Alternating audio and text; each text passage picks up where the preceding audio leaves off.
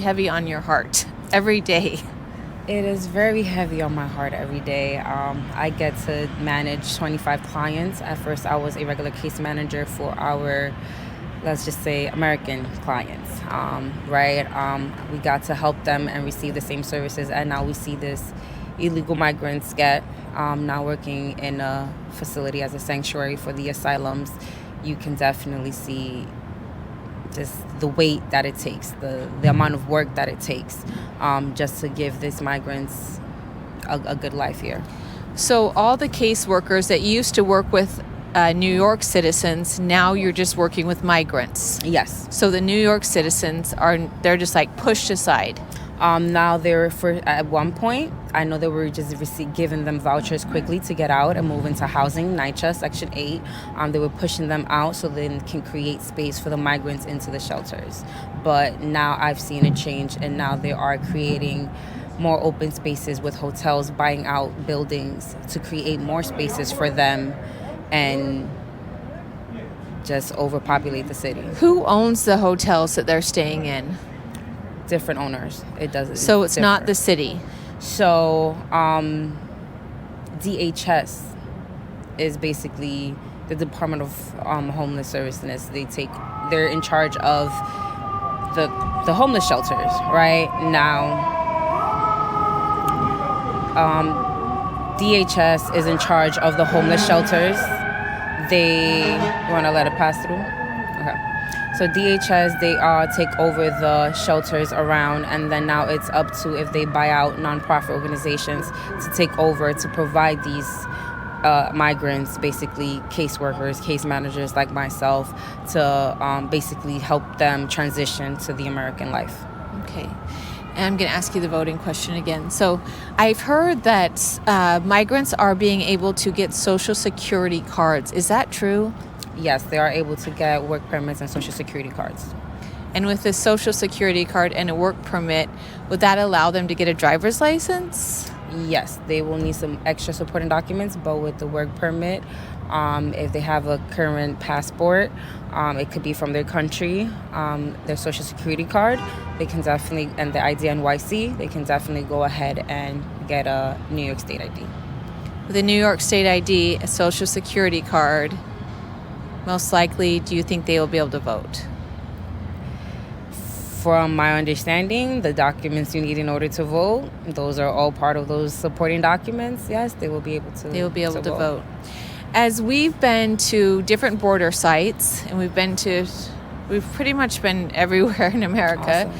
Awesome. What we see is we see people's passports, we see people's identification cards, we see their migration papers, and they're just all scattered all around the land. So, and I've also heard that a lot of people, when they come here, they just say a different name because they have no papers. So I was always confused about that, which is how I know the system is corrupt, because a lot of them are coming in, they're taking their passports at the border, right? Some of them come with nothing at all because they're saying it's being taken at the border or due to the water, it's all damaged. So they're coming in with no documentation. So they can say whatever name they can, and we wouldn't know because they have no documentations. And the documentations they do have, how do we know those are supporting, right? So a lot of criminals, gang members, child molesters, they can just say whatever name they want and no one can look them up. Basically, if they can get any type of identification to come in and say this is me, that's the type of ID from their country, that's what it is, then that's what they're taking. And I just thought of this because we have seen, like I said, so many documentations of people just thrown away at the border, and then they just come right in and they could say, I'm Henry Smith, and we would think they were Henry Smith, but they could be somebody else, and in that country they could have been a murderer, but we don't know. And now they're here in America. Definitely, it is more difficult to know their past background from where they're coming from, because when they come in, any identification they bring, we can say that is them because that is what they are providing, but we do not know what they have done back in their past country because we do not look at those backgrounds. Yeah. And That's very scary, don't you think? It's very scary. It's very scary. I feel like there should be a better system to that. Yeah. And as we've been to different hotels in different areas where there's migrants at, you can feel that some of the people look very scary. And they look, they have a lot of tattoos, and they just have kind of a scary feel to them. I've heard from many people that the Venezuelans have brought over Venezuelan gang members, and they're here in New York City. Have you heard of anything like that? I have not heard of anything like that. I just know there was a point in time where there was some type of gang activity happening, especially with the young children and the gun violence happening, the incident that occurred. But from my understanding, it could be not just from Venezuela. It could be from Ecuador. It could be from Honduras. It could be from any place they are coming from, because I know some of those countries as well are having hardship when it comes to the gang violence and the extortions. So I do believe there's a possibility, an open border, an open gateway for anybody to just come in. Yeah. And since you've witnessed and you've talked to the moms and the dads and the kids that come, and we have talked to people too, and we've heard horrific stories as to what's going on. And when you talk to the people, it makes your heart hurt. And what it does to me is it makes me just super angry at government leaders, that they are allowing people to take their little 2-year-old and 5-year-old and pay the cartel all this money and put them through all of this hell to get to America. And we're pretty much saying come. And so they're risking their lives coming, and that makes me angry at the government. How does that make you feel? Honestly, it weighs a really heavy heart on me because I get to see both, the migrant lifestyle and the American lifestyle. And the way that the system has become more corrupt over time, and now they're letting I believe any politician, become president, right? It hurts me to say that even the people who come for help are still not receiving the help that they really need, because now, I don't know how to rephrase that. The migrants that are here, they're basically the ones who do come for the help that they need for the asylum because of the hardship that they've been through in their country. They come here to really seek that help. But then now when we let the border open up, we now are receiving people who understood the system of America and took it to their advantage.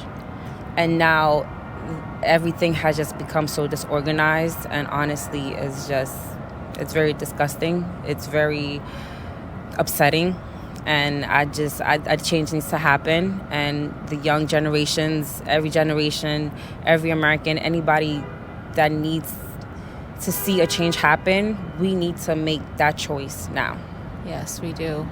Have you has the people told you that they've had to pay the cartel? Because everybody, except for maybe 10 people we've talked to, they say they didn't pay the cartel. But like we spoke to people from Africa today, from Senegal, they said $10,000 they paid the cartel. Everyone we speak to pays the cartel. Has any of the members or the migrants that you've spoken with, have they talked about having to pay the cartel, or do they not tell you about that? No, they have not told me. They don't tell me about that. Everything is in their legal papers, and whatever it's set there, it doesn't go to that extent. Yeah, for some families. For some, yes. And then they'll just say, they got to provide the documents in court that showcase what they said and why they came here. Mm-hmm. The single men, it's easier because it's easier to find a job, and it's just them by themselves. But when we see the real system, it's not. It's easier to bring in children and family, and if you're pregnant and give birth here, there's your golden ticket. But now, are they really risking their lives coming here just for that? That's the real question. And then for what? Yeah. To come to America? Yeah. And so, like you said right there, people are coming here pregnant. So they're making the journey pregnant. Yes. And because once they have a baby, then it's a golden ticket. It's the golden ticket. And what is the golden ticket that they get? They have an American child citizen. So do you think a lot of these migrants are going to be getting pregnant with their girlfriends here and having American babies, and that's their plan? Listen, if that's the plan and that's what they know that's working for them and what we see that is happening, then I would say yes. We talked to one girl today, and she had a 10-day-old baby. Literally just giving birth. Yeah, just giving birth to have an American child, and then we're paying for that American child. There's some of them, the ones that don't come pregnant, they get pregnant. They get pregnant and have a baby. Mm-hmm. That's crazy. And everything's a word by word to mouth because it just started spreading, and then now that providers take over and they see that this is what America provides to them, then they're like, oh, okay, we're gonna have a baby. Nice. We're gonna have a baby. When the migrants came here and they come with nothing, how did they get all the clothes and the shoes and the rolling suitcases? So some of the shelters, they do provide clothing. We do get them from donations, or we give them the referrals to go out there to Salvation Army or different locations, agencies in the community to get those resources. Do you think anybody, because we came here in January, and I swear everyone had a Kenneth Cole coat on or a Tommy Hilfiger coat on. Do you think any of these companies get kickback from the government if they donate their stuff? I mean, I feel like they shouldn't. I mean, because some, when they come here, definitely a lot of them came in the wintertime. It was a cold season. We're just not. Well, we should give them coats. Right. But they were like those brands. And I just thought, I wonder if they're getting money from those companies. I feel like, because, conspiracy theory and all, they definitely will get some type of pushback if they start putting into that. But in what sense, you mean? Like if the company itself, the organization? Yeah, like the Kenneth Cole. Because they were Tommy Hilfiger coats and Kenneth Cole coats. That's all we saw down there at the shelter. Mm-hmm. And I thought, I wonder if those companies, by providing these coats, that the government is giving them money. Probably to help them pay for the coats, yes. Most likely. Okay. How do New Yorkers feel about all this? Does some just not even care and some do? Or I'm seeing a lot of people now opening their eyes and feeling definitely a change. They do care. The ones who don't, which around my demographic, around my environment, which is not many, we all are basically feeling the difference of everything that's been going on, and we are not liking it at all. We do not approve of it, and we're definitely gonna vote this year to make a change. One thing we heard today was there was a family we met, and they were all heading to Phoenix, Arizona, and they said that the hotel gave them the plane tickets. Do you know how are they getting these tickets to go? So if the family are stating that they have a family member in one of those states and they provide the supporting documents, then yes, they will get paid out to the family go to that state. Okay, so in order for a family to say they want to go to Utah, so they will say, we have an aunt that lives in Utah and we want to go to Utah. And then the social workers will say, okay, we will send you to Utah, and here is your plane ticket to go to Utah. No, they have to go through a process for that.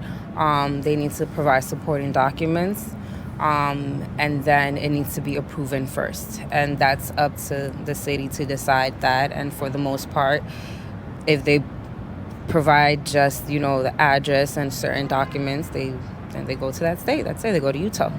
And all they need is an address? They don't call the aunt? We are to just get as the caseworker, yes, we are to basically follow up and call. But for the most part, it's I can be speaking, I can't really say who that person is. They can say that's them. They can say, hey, yes, I'm the Ann. This is the address. Yeah. The paper I sent, the bill, the document, whatever the supporting document they provided, yes, it's correct. That's me. And that's all we hear on the phone. You're just going off of their honesty. You're just thinking they're being honest, and they say they have an aunt that lives in Utah, and this is her address. We've spoken to her on the phone, and then they're just off, and you guys pay for the plane tickets. The city, for the most part, approves it. Yeah, and then they're off. And then they're off to that city.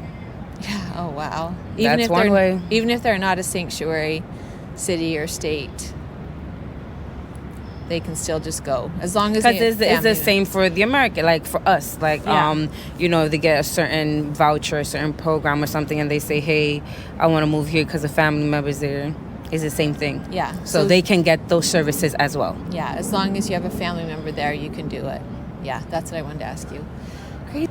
How is the morale of the people that you work with as you every day see a lot of migrants coming in, and then you guys have to pretty much figure out their life and give everything to them for free, where you guys, I'm sure you're not becoming millionaires off of this, and you need probably help too, but you're all giving it to these migrants. What is the morale like with all of your coworkers? We are all definitely in shock. We work very hard every day, just to make a couple of bucks to make ends meet here, while they are using our tax-paying money to give them what can definitely help us when it comes to shelter, right? Lodging, services, food stamps. We have homeless people here as well. So, yeah. So do you feel like people, it's just kind of a downward, like not too much happiness? It is not a lot of very happiness. When I was coming off the train, I just felt like such a different vibe from the city. Like everything is just different. A lot of people are very disappointed in the changes that's been going on. They're not very happy in where their money is going to. They're not very happy in what our president is doing. And we are definitely now having to make that change. And to make that change, we need to speak now. We need to speak now, because if we don't, there's going to be, at what point? Yeah,